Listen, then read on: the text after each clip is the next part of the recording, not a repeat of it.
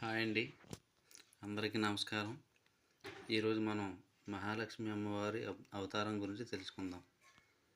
మహాలక్ష్మి అమ్మవారు ఎలా అవతరించారు, అవతరించిన తర్వాత ఏం జరిగింది, అవతరించక ముందు ఏం జరిగింది అనేది మనం ఇప్పుడు ఈ వీడియోలో తెలుసుకునే ప్రయత్నం చేద్దాం.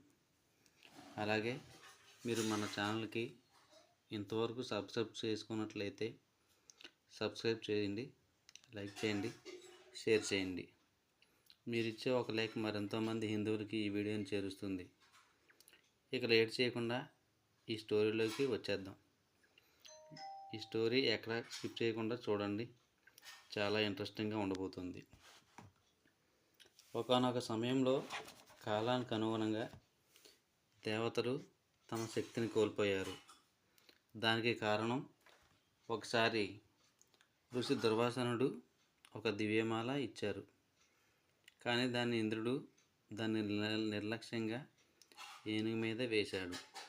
దాంతో దుర్వాసనుడు కోపగించి, ఈ అహంకారంతో దేవతలు బలహీనమవుతారు అని శాపం ఇచ్చాడు.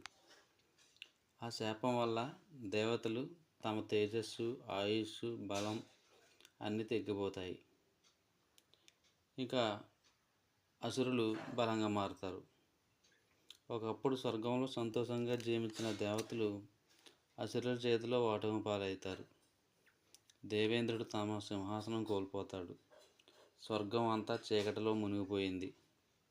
అప్పుడు దేవతలు బ్రహ్మదేవుని ఆశ్రయించి, మేము మా శక్తుల్ని తిరిగి పొందడానికి ఏమి చేయాలి అని అడిగారు. అప్పుడు బ్రహ్మదేవుడు దేవతలందరినీ విష్ణుబుద్ధి దగ్గరికి తీసుకెళ్ళాడు. దేవతలందరూ విష్ణుమూర్తి దగ్గరికి వెళ్ళి, ఓం నారాయణ శరణు శరణని వేడుకున్నారు. తమ సమస్యని విష్ణుమూర్తి వివరించగా విష్ణుమూర్తి చిరునవ్వు చిందించి ఇలా అన్నారు, మీరు మీ శక్తుల్ని తిరిగి తెచ్చుకోవాలంటే అమృతాన్ని పొందాలి. అమృతాన్ని పొందితేనే తిరిగి మీకు మీ పూర్వశక్తులు వస్తాయని చెప్తారు. ప్రభు, ఈ అమృతాన్ని మేము ఎలా పొందాలి, ఎక్కడ దొరుకుతుందని దేవతలు విష్ణుమూర్తిని అడుగుతారు. దానికి విష్ణుమూర్తి ఇలా చెప్తారు, దానికి ఒకే ఒక మార్గం ఉంది, అదే క్షీరసాగర మదనం. అమృతం అంటే అమరత్వం ఇచ్చే పానీయం. అది సముద్రంలో దాగి ఉంది. దాన్ని పొందాలంటే సముద్రాన్ని మదించాలి. కానీ ఆ మదనం చాలా బలమైన పని. మీరు ఒంటరిగా చేయలేరు. అసురులను కూడా భాగస్వాములుగా చేసుకోండి అని సూచిస్తారు. విష్ణుమూర్తి చెప్పినట్లే దేవతలు అసురులను కలవడానికి వెళ్ళారు. అసురులు అమృతం లభిస్తుందని విన్న వెంటనే ఎలాగైనా క్షీరసాగర మదనం సాగించి ఆ అమృతాన్ని తాము సొంతం చేసుకోవాలని క్షీరసాగర మదనానికి ఒప్పుకుంటారు. ఒక శుభముహూర్తాన క్షీరసాగర మదనానికి సిద్ధమయ్యారు.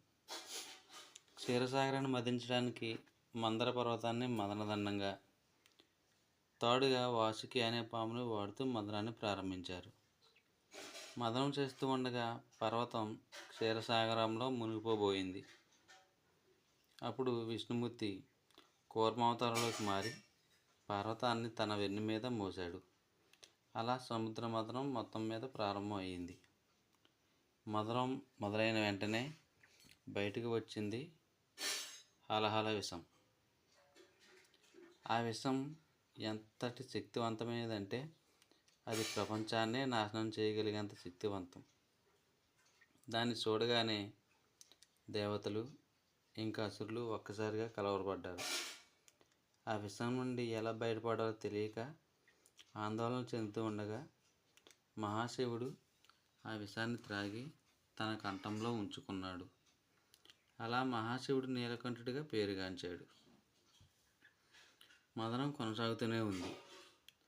తదుపరి చంద్రుడు, కామధేనువు, ఐరావతం, కౌస్తుభమయుని, ఉచ్చైశ్రవాస్, గుర్రం, పారిజాతం పువ్వు, వర్ణదేవుడు ధనుస్సు, ఇలా ఎన్నో దివ్యవస్తులు ఒకదాని తర్వాత ఒకటిగా బయటకు వచ్చాయి.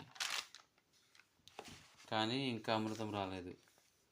అందరూ ఎదురు చూస్తూనే ఉన్నారు. ఇంకేం వస్తాయని. ఒక్క క్షణం సముద్రం మొత్తం శాంతమైపోయింది.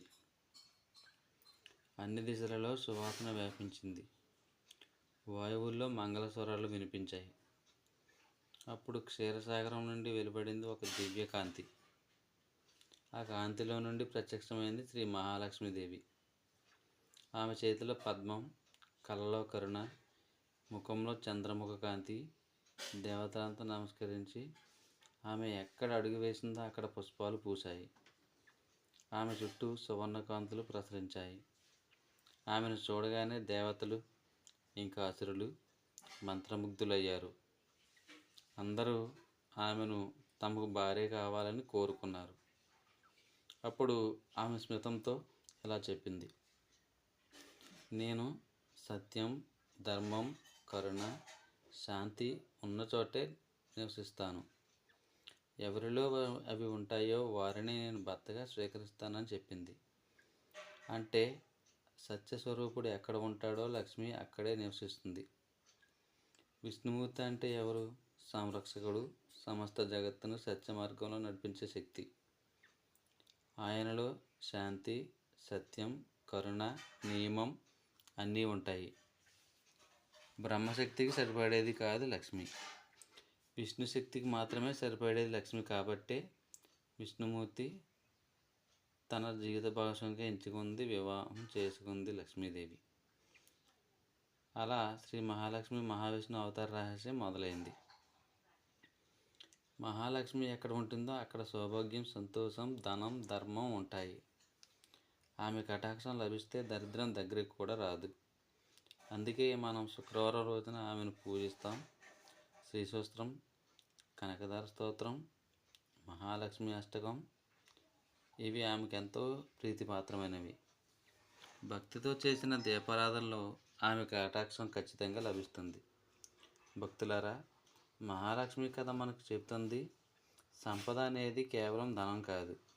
అది మన హృదయంలో ఉన్న పవిత్రత, సత్సంకల్పం, దయ. మన హృదయం శుభ్రంగా ఉంటే, మన పూజ నిజమైన భక్తితో ఉంటే మహాలక్ష్మి మన జీవితంలో నిలిచిపోతుంది. ఓం శ్రీం హ్రీం క్లీం మహాలక్ష్మి నమః. ఇది భక్తులారా మహాలక్ష్మి యొక్క అవతార రహస్యం. ఈ వీడియో మీకు నచ్చింది అనుకుంటున్నాను. నచ్చితే ఒక లైక్ ఇచ్చి మన ఛానల్ని సబ్స్క్రైబ్ చేసుకోండి.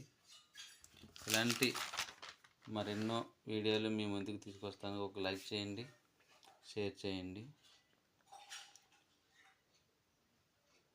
ఓం నమః శివాయ.